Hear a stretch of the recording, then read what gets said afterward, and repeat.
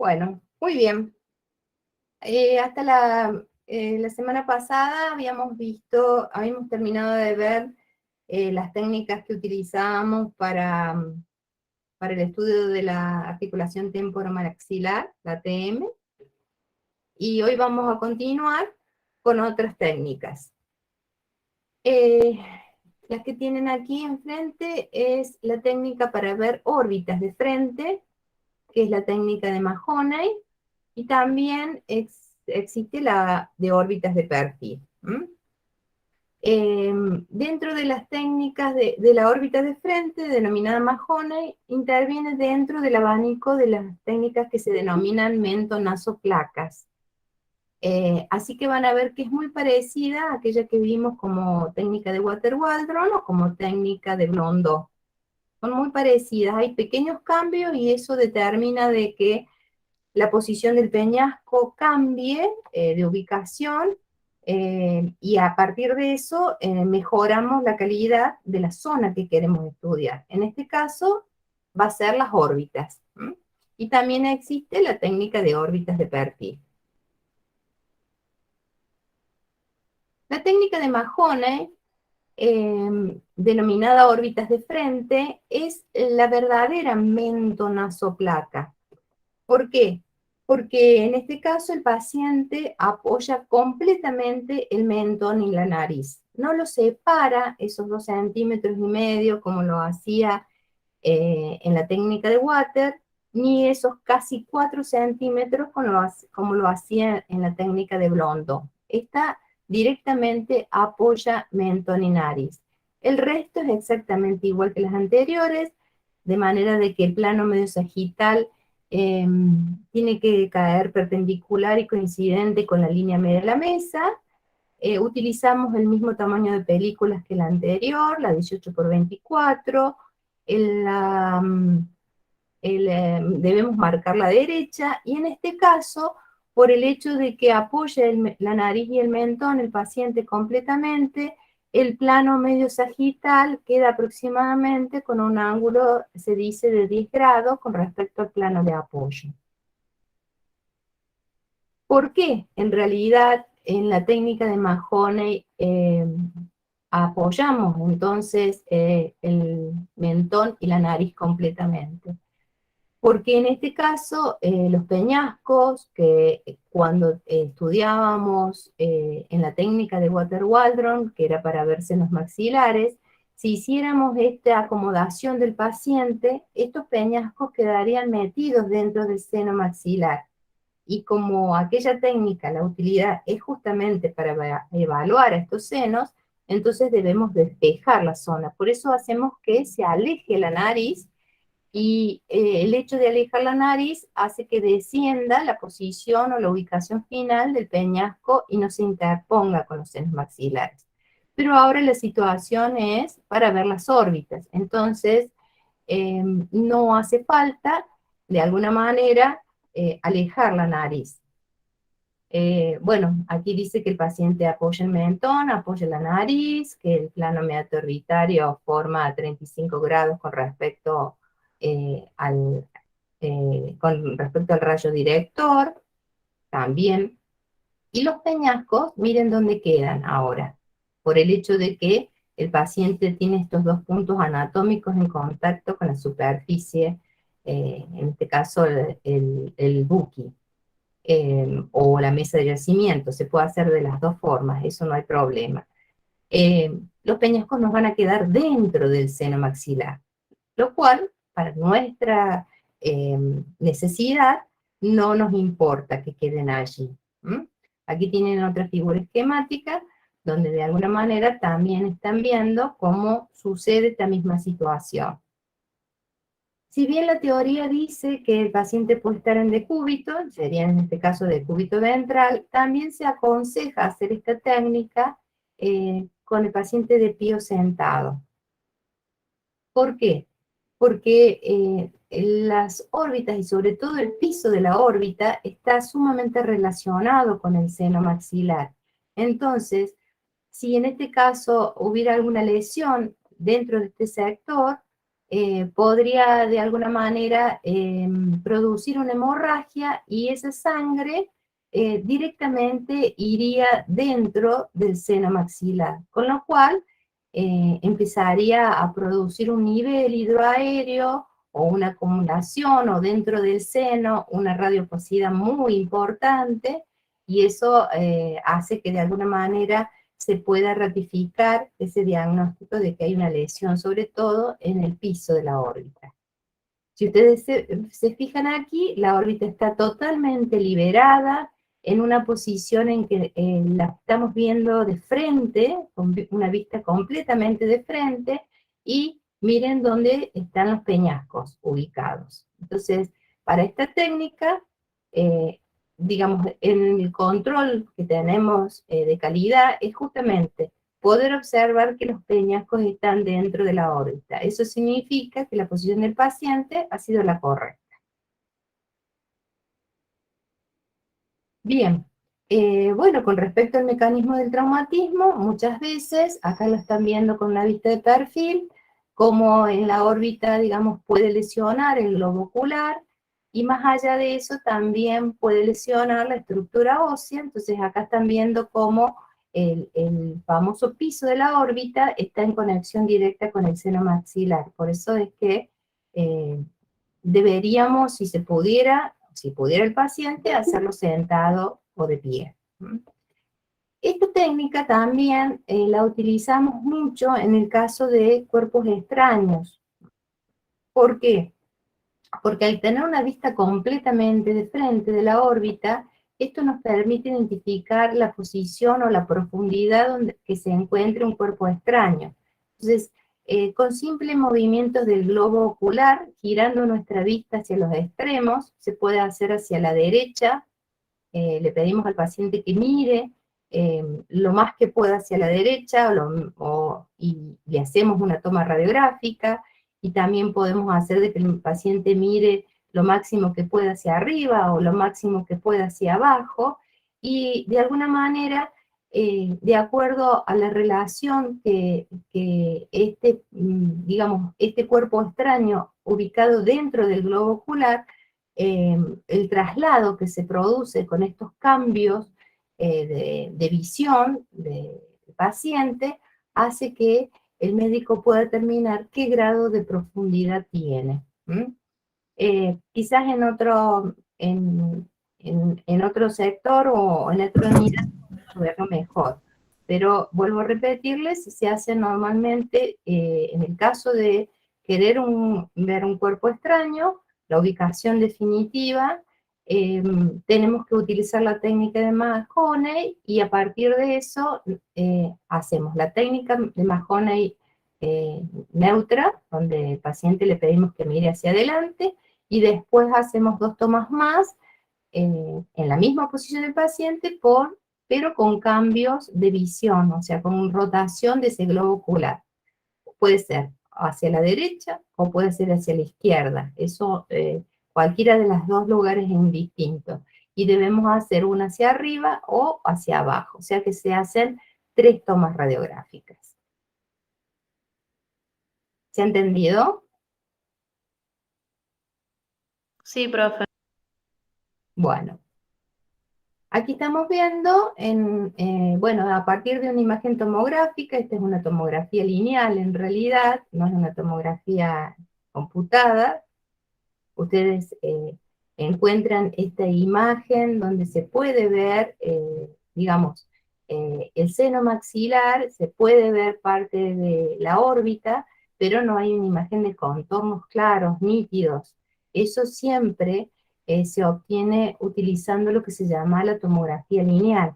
En realidad hace como un semibarrido de las estructuras que están por delante o por detrás de la zona que nosotros queremos identificar, y es por eso que aparece como turbia, ¿m? Pero es el mismo efecto que conseguimos siempre con una tomografía lineal. Y estamos viendo acá lesiones que se pueden observar dentro de una órbita. Aquí tenemos otra. donde se ve una especie, no se alcanza a ver la fractura completamente, pero sin embargo hay una imagen sospechosa que nos da a entender que aquí puede haber un coágulo de sangre. Entonces, con eso se determina o se llega al diagnóstico definitivo de que hay una lesión en la estructura ósea de la órbita. También suele suceder que cuando se rompe la órbita, y sobre todo en el sector del piso de la órbita, el aire que está contenido dentro del seno maxilar sale hacia el exterior y muchas veces forma lo que se llama un nivel aéreo en la órbita. O sea que ese aire no tiene otro lugar por donde salir y es como que termina en definitiva bordeando, digamos, al globo ocular y generando esta imagen como de medias lunas, donde claramente uno puede distinguir que hay aire aquí. Aquí estaríamos viendo la órbita, donde está la presencia del globo ocular, donde, porque el globo ocular tiene líquido, entonces esto nos genera una imagen un poco más densa, y a partir de eso, una imagen bien radiolúcida, que se determina efectivamente de que hay aire. Con respecto a la órbita de perfil, solamente debo aclarar de que en realidad la posición del paciente es igual que si fuese una técnica de cara lateral como aquella que vimos en cráneo lateral sería. Simplemente lo único que hay que hacer es el cambio en el punto de incidencia del rayo, y eso hace también de que el centrado de la zona con respecto a la película radiográfica nos deje que la órbita esté directamente en el medio de la película radiográfica. Muchas veces se solicita el perfil, no es lo más común, pero se solicita este perfil, y lo que tenemos que tener en cuenta, más allá de esta posición, que es como un cráneo lateral, haciendo estos pequeños cambios, que el rayo central lo hacemos incidir a nivel de la comisura palpebral externa del ojo. Nada más que eso, y con eso obtenemos una vista de esta zona de perfil. También tenemos técnicas de cráneo que se llaman bilaterales, y en ellas tenemos preponderantemente la técnica de Town. Y ya habíamos hablado algo de la técnica de Town cuando vimos cráneo de frente y perfil, y creo que les comenté que si bien estas dos posiciones formaban el par radiográfico, muchas veces, y dependiendo la zona eh, donde estuviera la lesión o la sospecha del traumatismo, debíamos acompañar con esta otra técnica que en realidad nos da una imagen muy clara de la zona más baja posterior de nuestro cráneo, que es la zona del occipital. Por eso que no se ve claramente en el cráneo de frente, que si bien está en el cráneo de perfil, uno puede ver eh, el occipital con vista de perfil, necesitamos acompañar algo con vista de frente. Entonces, esta técnica de Town es la que me permite obtener eh, o complementar aquel cráneo de frente y perfil. La posición de esta técnica de Town es igual que un cráneo de frente, AP, o sea, exactamente lo mismo, eh, pero el cambio más importante es que ya ahora el rayo no va a ir más perpendicular, sino que va a tener una angulación de 30 grados, una angulación muy importante en sentido caudal, y que debemos hacer que la transversal del colimador pase por el conducto auditivo externo. Entonces, con eso tenemos una visión que nosotros le llamamos semiaxial de nuestro cráneo o nuestra cabeza. Visualizamos la calota, y por sobre todo la imagen más representante es la zona de la base de cráneo. ¿Pero qué sector? El compartimiento posterior, que completamente lo integra el hueso occipital. Y si vemos el hueso occipital, entonces vamos a poder ver el agujero magno también, y muchas veces vemos el dorso de la silla turca. No es lo aconsejable, pero se puede llegar a ver. Con lo cual, si ustedes se dan cuenta, si está esto presente, quiere decir que es una técnica que si bien en la descripción del protocolo pareciera que es completamente diferente, porque en la técnica de silla turca de frente el paciente va en posición como un cráneo, pero PA, el rayo, de alguna manera, por el hecho de tener el mismo protocolo donde la transversal pase por el conducto auditivo externo y la angulación muy parecida a la técnica de silla turca de frente. Les recuerdo que en la silla turca de frente nosotros decíamos que el rayo iba con una angulación de 25 grados en sentido cefálico, y en esta es un poquito más, son 5 grados más en sentido caudal. Pero van a ver ahora que yo les muestre, que en realidad, si bien parece totalmente diferente, la dirección del rayo en cómo atraviesa nuestra cabeza hace que sean técnicas que visualmente son muy parecidas. Eh, la técnica entonces de Town dice que el rayo no habla de si ingresa o emerge, sino que solo la referencia principal, el punto anatómico es el conducto auditivo externo, y como ustedes están viendo aquí, el tubo lo hace con 30 grados en sentido caudal. Esta es la forma con que atraviesa, digamos, a esta cabeza. La misma forma con que atraviesa en la técnica de silla turca de frente. Olvidémonos que el paciente está de cúbito dorsal, imaginémonos que estuviera de cúbito ventral, imaginémonos que esta fuera la mesa de yacimiento, entonces estaríamos en posición como un cráneo de frente PA, y la técnica de silla turca dice que el rayo, el tubo estaría por aquí, que el rayo va con angulación cefálica de 25 grados, pasando la transversal por el conducto auditivo externo. Con lo cual me da, digamos, la forma de comprobar de que el rayo atraviesa casi en la misma dirección o en el mismo sentido, por más que uno diga caudal y otro diga cefálico, los mismos puntos anatómicos en una y en la otra. Y si se fijan, miren, aquí tenemos la imagen que representa a una técnica de Tao.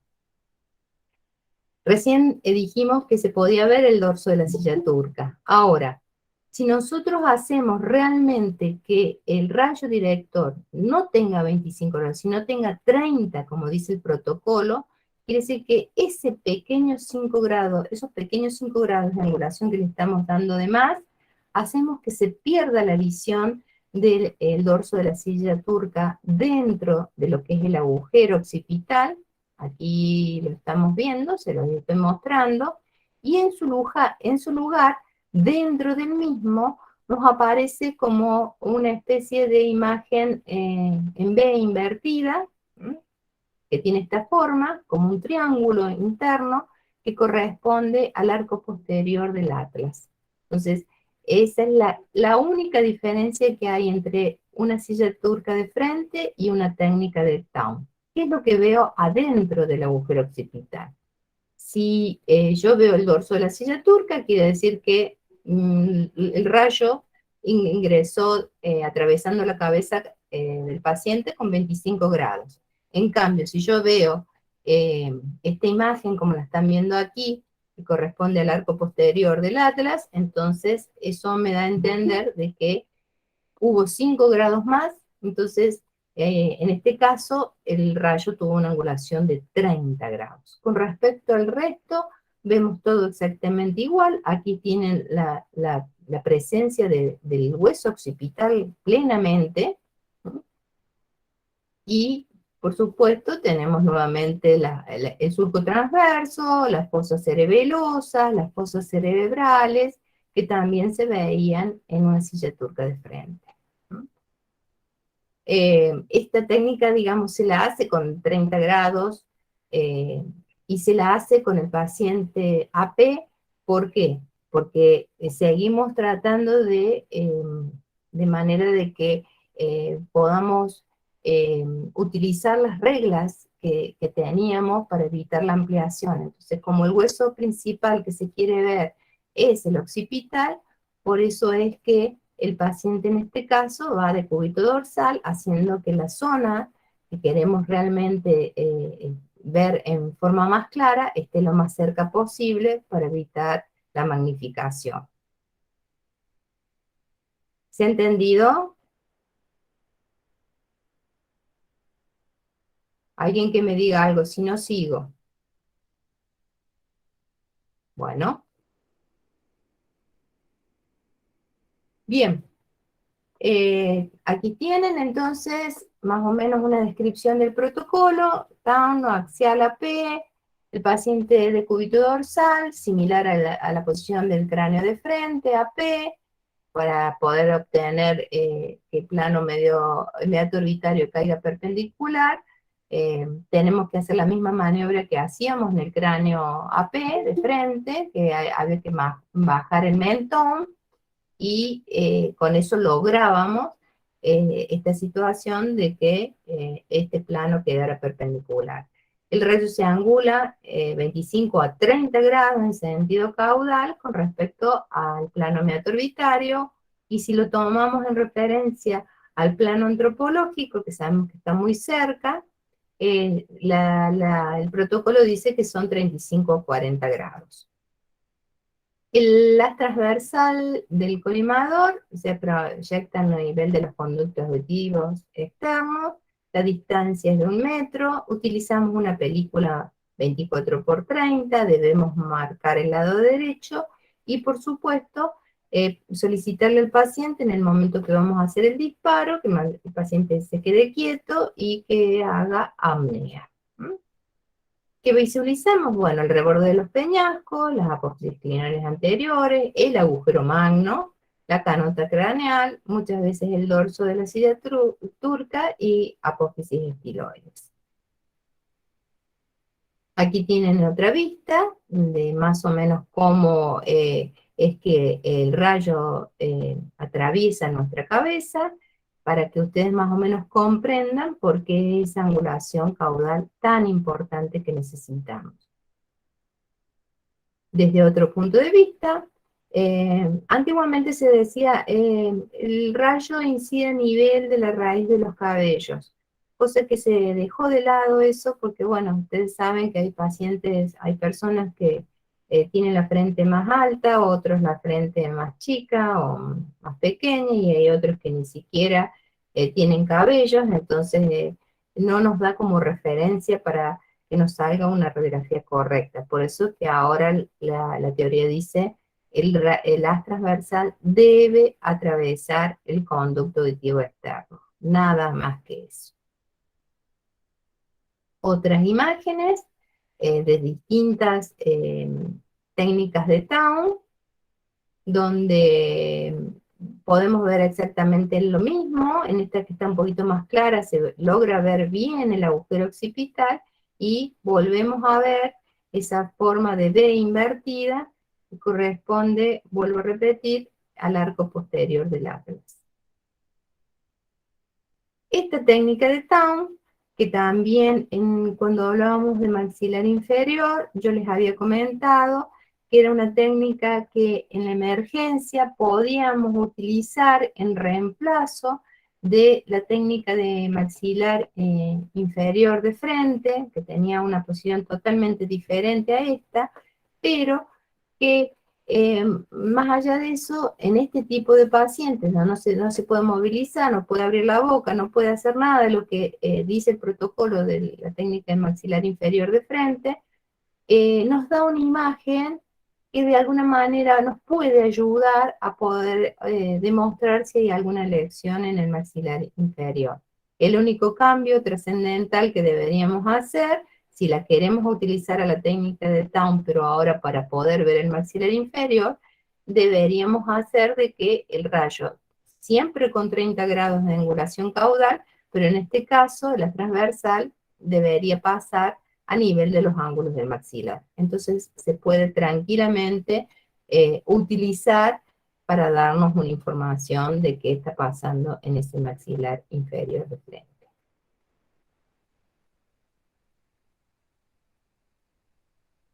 Bien.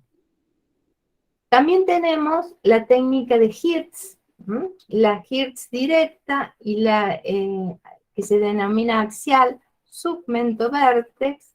Esta técnica tratamos de que por la posición extrema que necesitamos que lleve la cabeza el paciente, la mejor forma que se puede, digamos, a obtener una calidad, con calidad la imagen, es estando con el paciente o parado y mejor sobre todo si está sentado.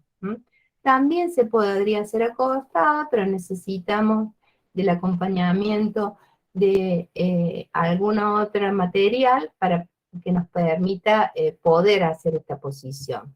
¿Por qué? Porque lo más importante de todo es que el paciente debe apoyar la zona más alta de su cabeza, o sea, la zona del vértex. El rayo dice que va perpendicular al plano de apoyo y incide por debajo de la sínfisis mentoniana.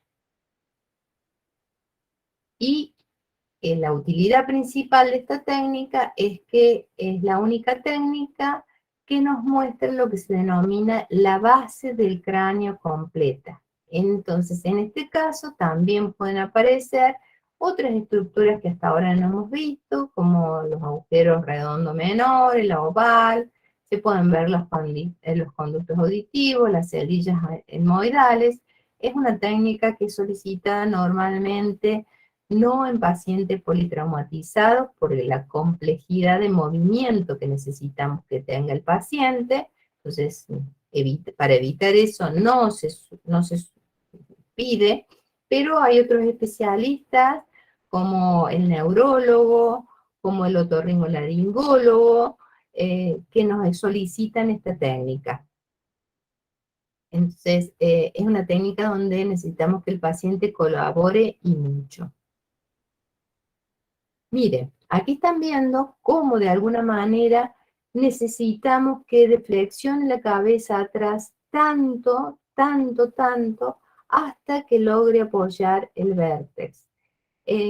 Para poder mejorar esto, fíjense en la hiperextensión que tenemos que hacer de la columna cervical para poder tirar la cabeza hacia atrás.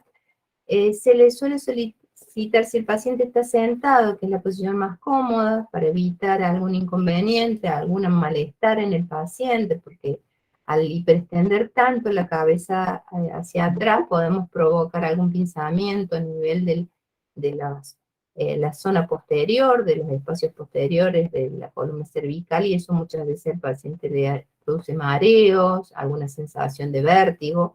Entonces, por eso es que yo aconsejo que esta técnica la hagamos con el paciente sentado.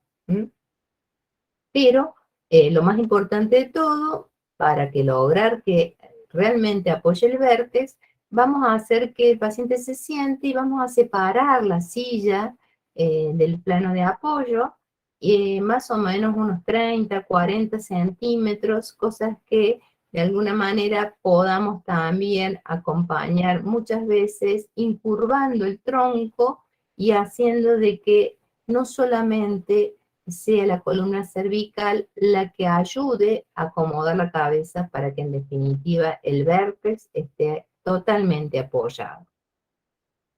Dice la teoría que el plano mesogital va perpendicular y va a ser coincidente con la línea media de la mesa, y en la técnica de Hertz hablamos de que en realidad lo que debe quedar paralelo es este plano, que si se recuerdan se llama plano antropológico o plano alemán o plano de Frankfurt, y es el plano que de alguna manera tiene como punto anatómico principal referencial el punto infraorbitario. Entonces ya no tomamos como referencia el metaorbitario, sino que es el plano antropológico el que debemos hacer que de alguna manera quede paralelo a este plano de apoyo. Y el rayo, la teoría dice que una vez que hemos acomodado al paciente, el rayo debe incidir de alguna manera por debajo de la sínfisis mentoniana. Se habla que tratando de que el haz transversal del colimador tome como referencia que atraviese el sector del conducto auditivo externo. Entonces, con eso haríamos que nuestro rayo incidiera en la parte central, principal de la zona, para poder obtener la vista de lo que se denomina base de cráneo. El rayo, por supuesto, perpendicular. El tamaño de película que utilicemos va a ser 24 por 30 y como en todas las técnicas bilaterales, debemos marcar el lado derecho del paciente. Miren aquí como el paciente está sentado y eso que recién les dije, no solamente ha deflexionado el cuello, sino que si se fijan el torso también está levemente inclinado hacia atrás para acompañar esta posición tan extrema. ¿Qué vista tenemos? Aquí, lo que se denomina la base del cráneo. Es la verdadera técnica axial. O sea que nosotros tenemos una vista, digamos, inferosuperior o superoinferior, o cefalocaudal o caudocefálica, como ustedes quieran llamarle, de esta estructura llamada cráneo. En realidad es casi la cabeza lo que vemos completamente.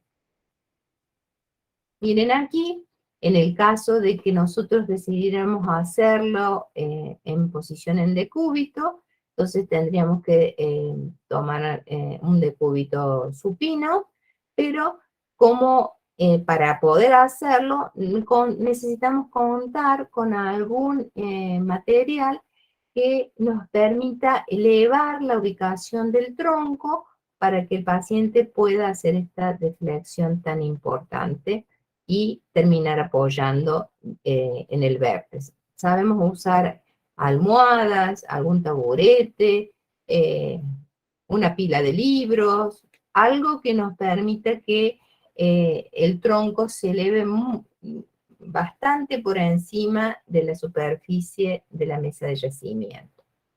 Si lo logramos, también vamos a encontrar que vamos a tener la misma imagen que si lo hiciéramos sentado de pie.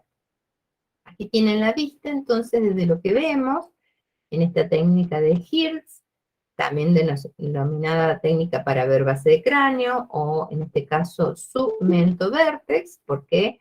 Porque el rayo de alguna manera ingresa por la parte inferior del mentón, por eso se llama submento, y egresa por la región del vértex, submento-vértex. ¿Qué podemos ver? Bueno, lo que más llama la atención y lo que seguramente ustedes van a encontrar con más facilidad es la zona del maxilar inferior. Aquí estamos viendo, digamos, parte de la rama ascendente, parte de la rama horizontal, superpuesta con sector del maxilar superior. Y tenemos aquí, digamos, en la parte medial, la presencia de lo que son las celdas etmoidales bajo una vista axial, el seno esfenoidal bajo otra vista axial, el agujero occipital que también se ve y que dentro de él normalmente se encuentra esta forma, digamos, como dentada que corresponde a la apófisis odontoides. Hacia los laterales podemos ver los peñascos y anteriormente a ello, toda esta imagen que tenemos en los laterales corresponde a la zona del esfenoides, la zona de las alas mayores del esfenoides, alas menores superpuestas, y aquí es donde el médico puede tratar de ubicar esto que yo les decía, el agujero redondo, el agujero oval, que son agujeros muy importantes de conexión que tiene nuestra cabeza con el resto de nuestro cuerpo. Por eso que lo suelen pedir los neurólogos. Y también tienen como referencia, no es una vista perfecta, pero es una vista completa de todos los senos que están dentro de nuestra cabeza. Si se fijan, aquí están las celdas etmoidales, perdón, las celdas mastoideas, aquí en un lado y en el otro, o sea, en los extremos de los peñascos siempre tenemos las celdas mastoideas, y como recién les dije, el seno esfenoidal, las celdas etmoidales y algo de imagen de presencia de los senos maxilares, que son estos, y algunas veces podemos llegar a ver, inclusive también con una vista axial, aquí en el extremo superior de la imagen, la presencia de los senos frontales. Por supuesto, todo es a partir de una vista que se denomina axial de la zona. Ya no lo vemos más de frente. Miren desde otra óptica, con otro tipo de paciente, cómo se ha separado al paciente completamente de la mesa de yacimiento y con la misma maniobra se ha intentado de que en definitiva lo único que apoya el paciente es la zona del vértex.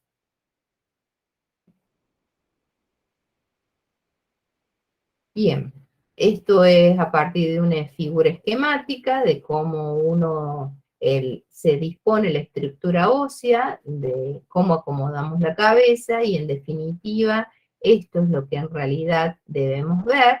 Por supuesto que no lo vemos en forma tan, digamos, tan tranquila, tan específica, porque hay otras estructuras que se están superponiendo que, miren, aquí están todas las vértebras cervicales están encima de esta zona y eso hace que también no tengamos una imagen completamente tan clara de la zona.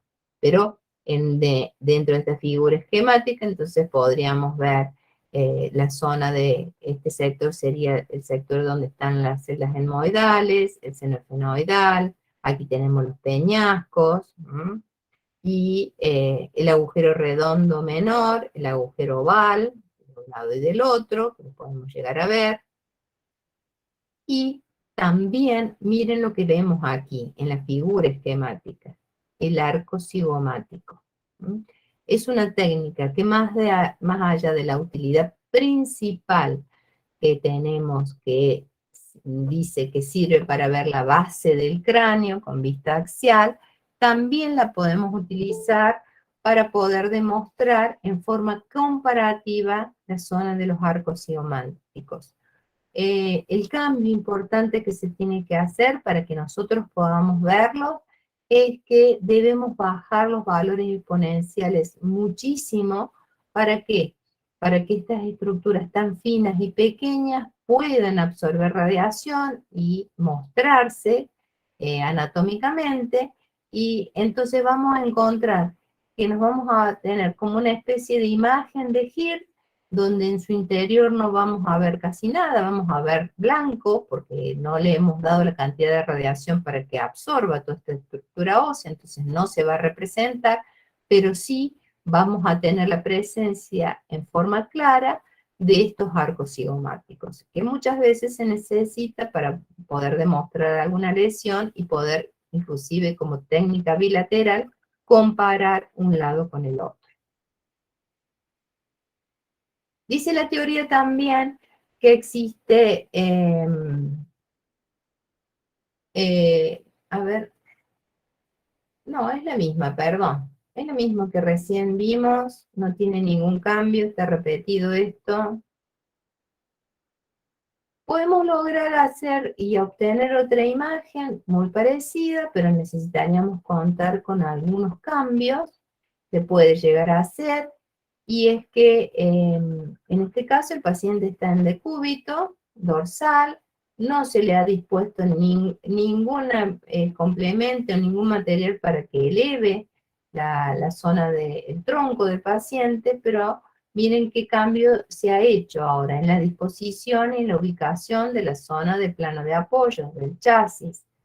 Hay algunas Potterbuki murales que pueden rebatirse y tranquilamente nos pueden llegar a permitir hacer esto. Y si no, si contamos con una parrilla antidifusora de esas móviles, también podemos hacer este cambio. Aquí se ha apoyado el chasis directamente sobre una cuña y digamos, se ha evitado de alguna manera también esta deflexión tan extrema que tenemos que hacer de la zona de las vértebras cervicales. También se puede hacer, no es lo más aconsejable, salvo que tengamos una parrilla antidifusora de las que se denominan móviles. ¿Por qué? No es aconsejable hacer que el paciente apoye en forma directa sobre el chasis, porque el espesor que tenemos que pasar es tan importante, desde donde ingresa el rayo hasta donde emerge, que seguramente por la misma cantidad de radiación que le vamos a dar, eso va a hacer de que se genere gran cantidad de radiación secundaria, con lo cual a mí, si yo no tengo un antidifusor que me absorbe esa radiación secundaria, me voy a encontrar con una imagen final muy gris, muy turbia, sin poder de alguna manera poder buscar detalles de la misma. Así que eso se aconseja.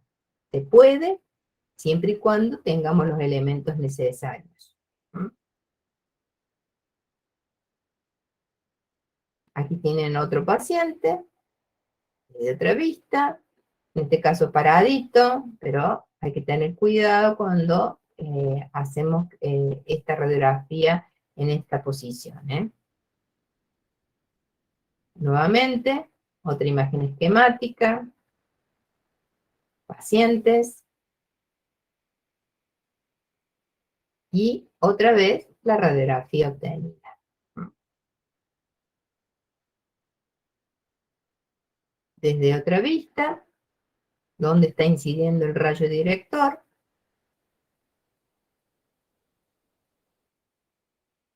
desde en otro paciente, en este caso se ha utilizado almohadones. Estos almohadones se aconseja que sean más bien no tan flexibles, o sea, que no sea una almohada común, porque si no, no nos va a permitir elevar el tronco como se necesita.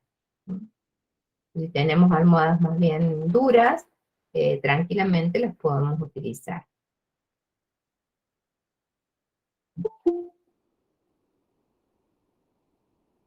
Están viendo distintas técnicas, en realidad todas son imágenes de Hertz y digamos, la comprobación de que está bien ubicado el paciente, más allá de los controles de calidad para ver si es simétrico un lado con el otro, que seguramente la profesora Rosso va a hablar más del tema. Lo más importante es que dentro del agujero occipital aparezca la apófisis odontoides. Entonces eso me está indicando que el plano antropológico ha quedado paralelo al plano de apoyo, como dice el protocolo. Bien, también existe lo que se denomina la técnica Hertz, pero ahora invertida. Antes era submento vértex y ahora la palabra dice vértex submento. ¿Qué significa con esto? Que el rayo va a ingresar a la altura del vértex y va a emerger a la altura de, por debajo del mentón. Está descrita en la bibliografía, yo la he intentado hacer, el cuello también hiperextendido, pero no, realmente nunca pude obtener resultados óptimos. ¿Por qué? Porque con esta posición es casi imposible hacer que el plano antropológico quede paralelo. No nos permite nuestro movimiento del cuello, no nos permite hacer esto. Se debería ver lo mismo. Yo digo que para poder hacer esta radiografía necesitaríamos contar, en vez de 7 vértebras cervicales, por lo menos con 12, tener un cuello tan largo que nos permita apoyar completamente todo el mentón en el plano de apoyo y cosas que no tenemos y cosas que no podemos lograr. Entonces, si tuviéramos que hacer con esta forma de hacer esta técnica de Hirtz, deberíamos siempre, para compensar esa falta de paralelismo que no podemos obtener del plano antropológico, haciendo que el rayo se angule. Con lo cual también empieza a degenerar la imagen, empieza a distorsionar la imagen que obtenemos. Deberíamos ver esto, pero les soy sincera, en todos mis años de profesión no lo pude lograr con ningún tipo de paciente. Así que en el caso que nos pidan una Hirtz, aconsejo hacer la Hirtz convencional, la Hirtz invertida, convencional, que es la que realmente, no, perdón, no la Hirtz invertida, sino la Hirtz directa, que se llama, que es la que apoyamos el vértex, no el mentón. Y también recién les dije que con esta Hirtz podíamos ver el arco cigomático. Ahora, existe una técnica, pero fíjense, unilateral, o sea que vamos a ver un arco cigomático por vez. En la otra, en la Hirtz, podíamos, bajando los valores exponenciales, bastante, podíamos ver un arco y el otro en forma comparativa. Aquí esta técnica que se denomina Zimmer es una técnica donde tenemos perdón, la visión de solo un arco cigomático.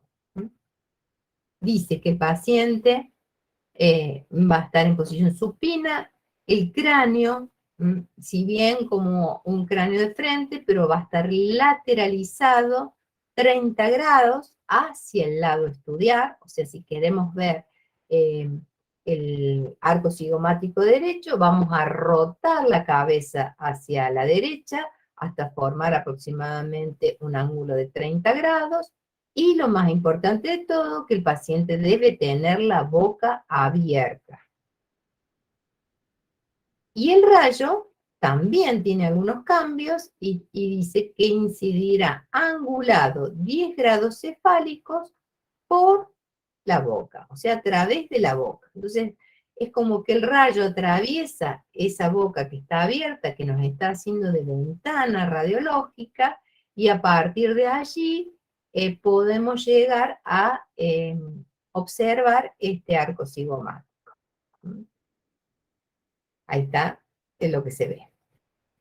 Y la imagen que obtenemos es esta, una imagen totalmente descentrada de nuestra cabeza, donde no podemos realmente ver nada, pero están viendo aquí cómo en forma muy tenue, cosa que deberíamos haber bajado un poquito más los valores, estamos viendo mucha estructura ósea, y ya les dije que el arco cigomático es un puente óseo muy delgado, que necesitamos darles valores acordes para el espesor que tiene este arco cigomático. Entonces, lo que están viendo aquí es esto. Aquí estaría la presencia del arco cigomático. Es lo más que podemos ver. No es una técnica que la utilicemos cotidianamente. En el caso de que haya alguna lesión o alguna sospecha de alguna lesión, sobre todo del arco cigomático, por algún traumatismo o por algo, hacemos la técnica normalmente de Hirtz. Ahí están viendo también esquemáticamente cómo se puede llegar a ver este arco cigomático con esta posición de Zimmer. Bueno, también existe esto que se denomina cefalometría, que en realidad se hace con una aparatología especial. O sea, que yo la he colocado acá en el Power, pero no voy a hablar mucho de ello porque no en todos los servicios tenemos un dispositivo especial que nos permite hacer esta cefalometría.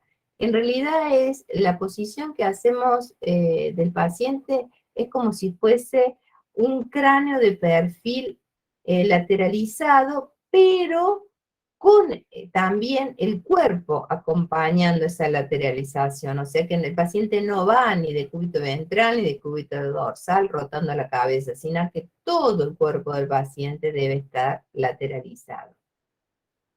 Es una técnica que necesitamos contar con este instrumental especial y que de alguna manera nos permite tomar medidas. Acá están viendo como una regla metálica y eso hace de que, justamente como la palabra lo dice, podamos tomar medidas de nuestra cabeza, nuestra calota craneal. Que normalmente, si bien la posición es como un cráneo lateral, completamente, el paciente generalmente está de pie y sentado en el equipo que se llama cefalómetro, pero el equipo de por sí nos proporciona algunos complementos para poder obtener esta imagen. Ahí están viendo distintas imágenes, estructuras, que al médico con esta aparatología le permite tomar medidas, tomar distancias, hacer relaciones con distintas estructuras, y para él le sirve de acuerdo a la necesidad que necesita, digamos, de obtener un resultado para poder evaluar al paciente y poder solucionar su tema. Aquí ven la regla metálica. Fíjense que en esta imagen, y esta es la verdadera imagen de calidad, tenemos no solamente la estructura ósea presente, sino que también se representan parte de las estructuras blandas, ¿no? Esa es la imagen correcta que debemos tener cuando hacemos una cefalometría.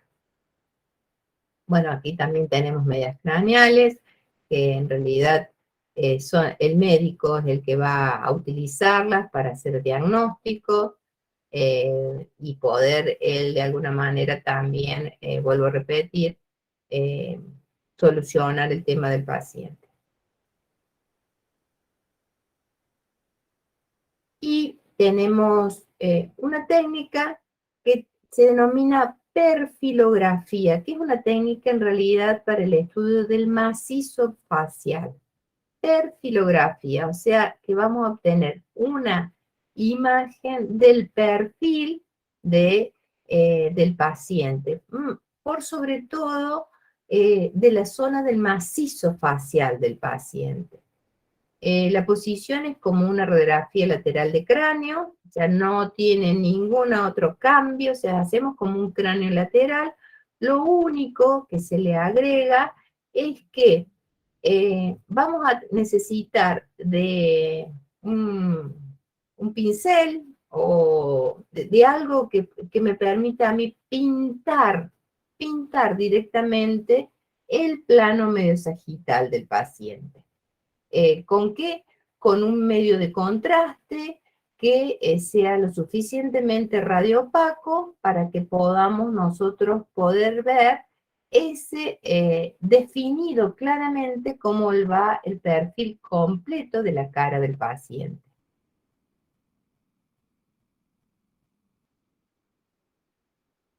No, esto no. A ver. Bueno, perdón. No tengo imagen. Vuelvo al anterior. En definitiva, me voy a ir a ver esto. ¿Qué vamos a obtener? Una imagen medianamente parecida. Medianamente parecida. O sea que nosotros vamos a lograr ver la estructura ósea completamente y vamos a ver en realidad todo esto que corresponde a partes blandas va a estar desaparecido, o sea, no lo vamos a obtener en la imagen, esta visión. Aquí están viendo la nariz, los labios del paciente, el mentón, todo lo que es partes blandas.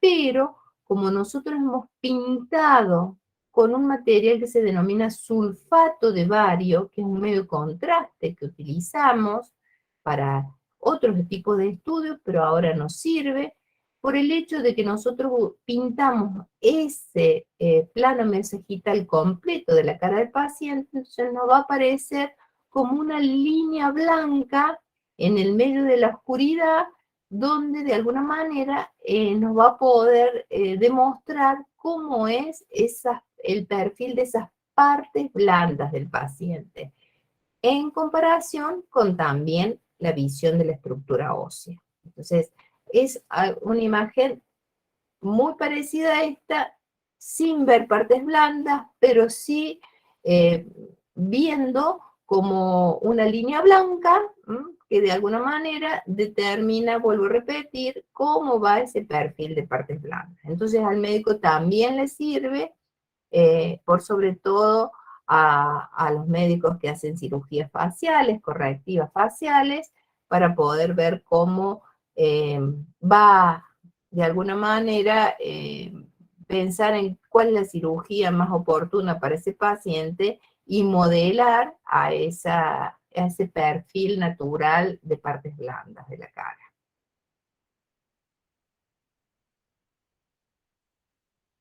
En esta que se denomina perfilografía. Recuerden, el medio de contraste se denomina sulfato de bario. Y bueno, aquí están viendo cráneo, lo que se denomina, que lo llamamos en emergencia, que algo habíamos hablado, habíamos visto cómo se hacía esta radiografía. Acá lo tenemos con un paciente real, donde ni siquiera el paciente se ha colocado en la mesa de yacimiento, sino que viene en la camilla de transporte, donde estamos viendo cómo se colocó el chasis, cómo obtenemos ese cráneo con vista de perfil.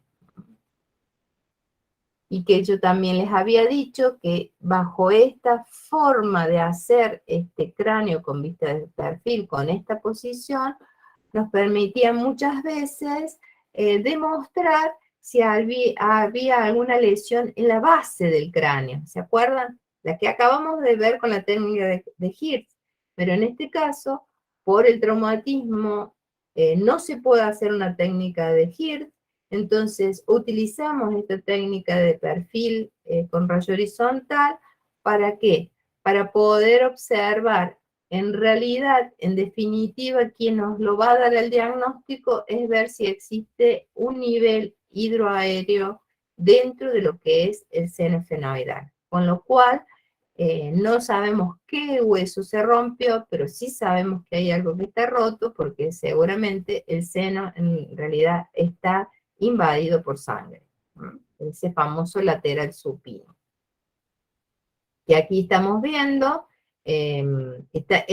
la imagen está representada como si como la estamos haciendo, ¿no es cierto? Para que ustedes más o menos se den cuenta. Aquí tenemos parte de lo que es la zona del yun, la zona de la silla turca, la zona del clivus, clinoides posteriores y anteriores, y aquí estaría el seno esfenoidal con la clásica presencia de un nivel hidroaéreo, que solamente se ve con esta posición. Pacientes reales, para que vean cómo tenemos que trabajar con este tipo de pacientes, donde aquí se ha aprovechado ya el chasis no está directamente en contacto con el lateral del paciente, sino que se ha aprovechado el potterbuki y allí se ha colocado el chasis. ¿Por qué? Porque en definitiva me va a mejorar la calidad, el resultado final de la imagen. ¿Por qué? Porque aquí tengo un antidifusor que sabemos que sirve para reabsorber toda aquella radiación que no va en la misma dirección primaria, digamos. Como muchas veces, en este caso, necesitamos maniobras complementarias. Aquí la tienen, mira, ¿quién está? Algunos de ustedes la tienen como profesora de prácticos, la profesora Andrea Valle, un poquito más jovencita de lo que es ahora, pero que bueno, nos está mostrando cómo hacemos en este tipo de pacientes donde necesitamos hacer radiografías de cráneo y muchas veces podemos obtener en una misma vista general no solamente la estructura craneal propiamente dicho, sino que la estructura cervical propiamente dicho. Para poder ver esta cervical de perfil, después ya vamos a ver bien cómo se hace, pero necesitamos hacer una tracción de los miembros superiores. Ahí están viendo cómo la profe de alguna manera está, en realidad es como que estira los brazos y los atrae a su propio cuerpo. ¿Para qué? Para que el macizo de los hombros pueda descender y eso nos permita un mejor campo para obtener la imagen de la columna cervical con vista de perfil. Muchas veces en los politraumatizados seguramente nos van a pedir cráneo y nos van a pedir cervical de perfil. Y yo digo que con esta técnica podemos matar dos pájaros de un tiro, como diciendo, obtenemos una imagen con una sola toma radiográfica, obtenemos la imagen del cráneo y de la columna. Pero para esto debemos hacer sí o sí esta maniobra, porque si no, con esta posición del paciente, es como que los hombros no tienen peso, no tienen gravedad y tienden a elevarse y se superponen con la zona de la columna cervical. Por supuesto que si necesitamos hacer esta radiografía, la podemos hacer tranquilamente, pero ya la zona a estudiar ocupa mayor superficie, entonces la película que vamos a utilizar no debe ser menor a una 30 por 40. ¿No? Ya no una 24 por 30 cuando queríamos ver solamente el cráneo lateral. Y vamos a obtener esta imagen, donde vamos a ver, no solamente, bueno, aquí les he cortado en la imagen que estamos viendo, pero deberíamos ver toda la zona del cráneo y deberíamos ver también toda la zona de la columna cervical. Entonces, con una misma radiografía obtenemos con vista de perfil las dos zonas, ¿no? Con lo cual evitamos mayor manoseo del paciente. Clásicamente nos damos cuenta de que es este tipo de técnica porque vuelvo a mostrar que tenemos vista en la radiografía, vista de cráneo lateral y vista de la zona de la columna cervical con vista lateral. Es muy probable que, como en este caso, aparezca una muesca de la superficie de apoyo, que también eso nos da una ayuda para decir esto es un cráneo lateral con rayo supino, con rayo horizontal. Aquí tenemos otra, donde se ve el paciente como si estuviese parado, pero es la forma en que debemos ver la imagen después cuando hacemos la lectura de la misma. La anterior era como para que ustedes entendieran cómo es el resultado final cuando hacemos esta radiografía, pero si tenemos que ponerla en el gatoscopio para poder leerla, esta es la forma en que hay que ubicarla. Y aquí nuevamente también tenemos la presencia, la muesca del plano de apoyo, con lo cual nos dice que se ha hecho la técnica que recién veíamos. Esto que están viendo aquí es parte de la imagen del collar estabilizador cervical, que no lo debemos quitar, entonces siempre aparece algo que de alguna manera representa a este, digamos, accesorio que se le pone al paciente para estabilizar la zona de la columna. Bueno, empezamos a ver la realidad de cuando, en este caso, un paciente donde se le solicita una radiografía de cráneo, en este caso por un arma de fuego, y seguramente ustedes tendrán que ver cuál es la mejor forma para obtener la mejor calidad posible en las radiografías que vamos a obtener. Pero esta es nuestra realidad en el momento de nuestro trabajo donde tenemos todo tipo de pacientes. Recuerden que para este tipo de pacientes siempre debemos colocarnos guantes para evitar el contacto directo con la estructura. Muchas veces, como en este caso, hay sangre, y eso también a nosotros nos cuida de que no podamos contagiarnos de algo. Así que siempre usando guantes, siempre usando delantal plomado para evitar irradiarnos, pero todos pacientes donde la forma en que trabajamos, cómo hacemos, en este caso se está trasladando eh, directamente el paciente sobre la tabla que vino, a quien se ha querido trasladar sobre la mesa de yacimiento, y toda la fuerza que tenemos que tener para trasladarlo, para poder lograr que la radiografía salga lo mejor posible. A nosotros nos demanda, como quien dice, inspirarnos, a ver cómo buscamos una solución a este problema, que generalmente son por pacientes que no colaboran para nada, que nosotros debemos tratar de que a partir de las maniobras que hagamos con el paciente, hacer que la radiografía se haga lo más óptima posible.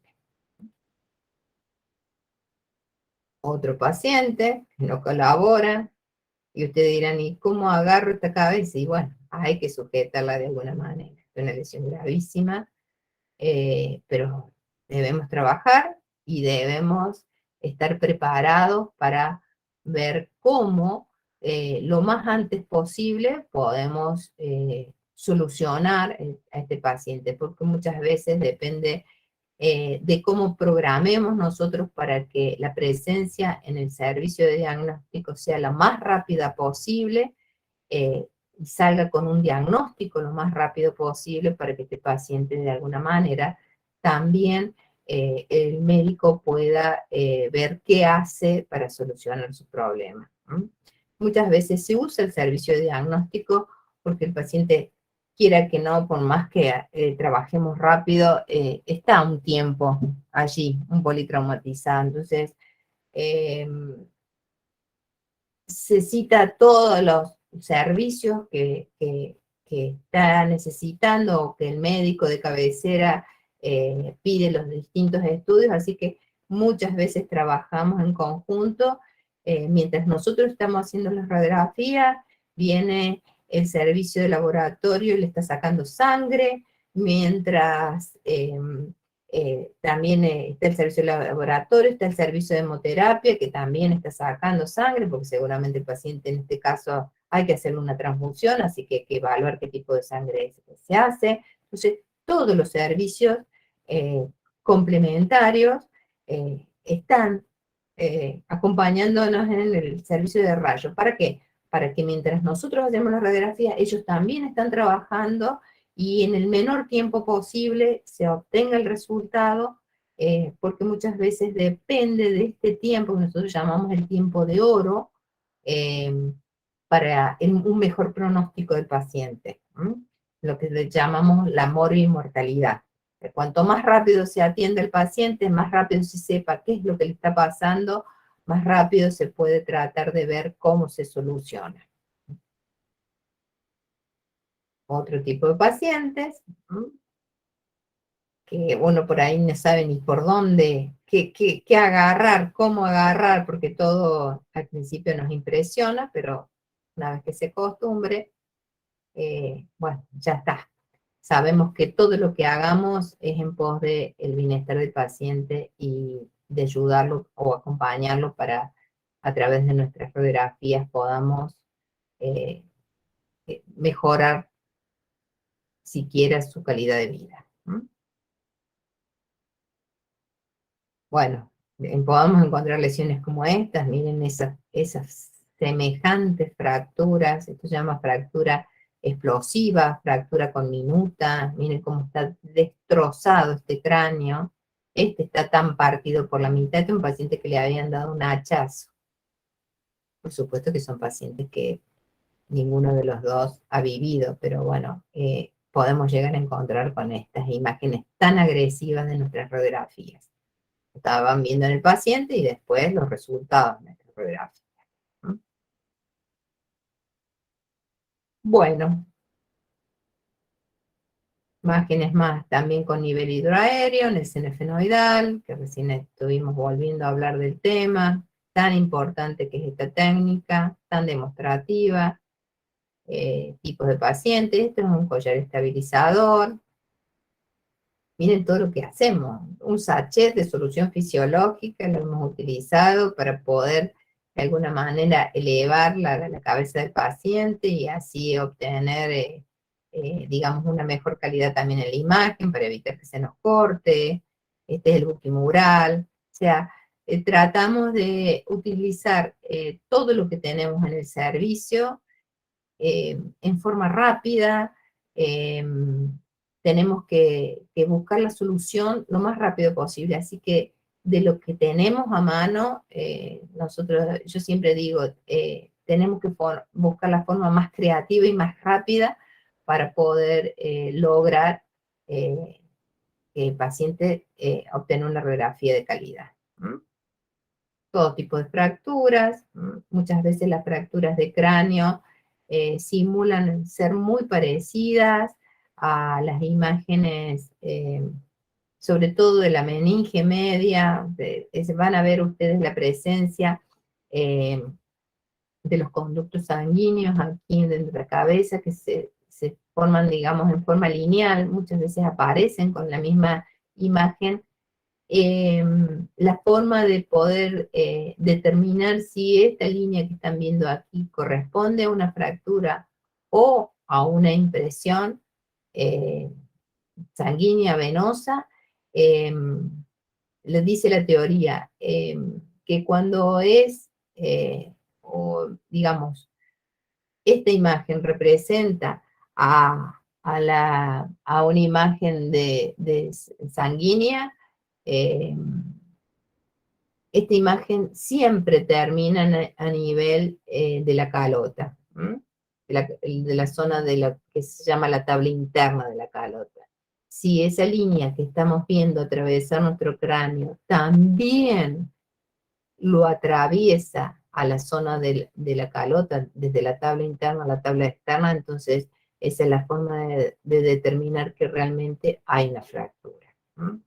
Hay fracturas con hundimiento, fracturas donde solamente se lesiona la estructura ósea y, y hay otro tipo de fracturas, como en este caso las intracraneales, que ya son fracturas mucho más graves y mucho más complejas para que el paciente de alguna manera se pueda solucionar. No es fácil.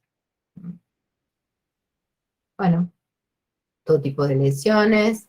Algunas de estas fracturas producen no solamente eh, la ruptura de la estructura ósea, sino que a partir de eso dijimos todo lo que se rompe sangra y en este caso un hematoma subdural producto de la misma lesión de la fractura.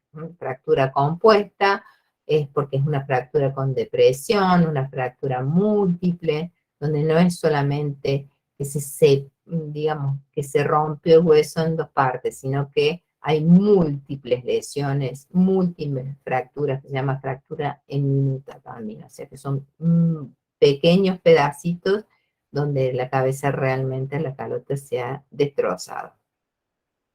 Bueno,